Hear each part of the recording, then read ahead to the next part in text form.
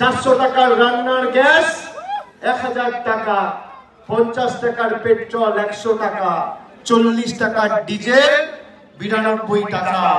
এই হচ্ছে মোদিজির আজকে দিনের নমুনা। আর যিনি দাঁড়িয়েছেন ভোটে, আপনাদের ভোট নিয়ে কোথায় কুচবিহারের, সিতাইয়ের, দিনহাটার, শীতলকুচি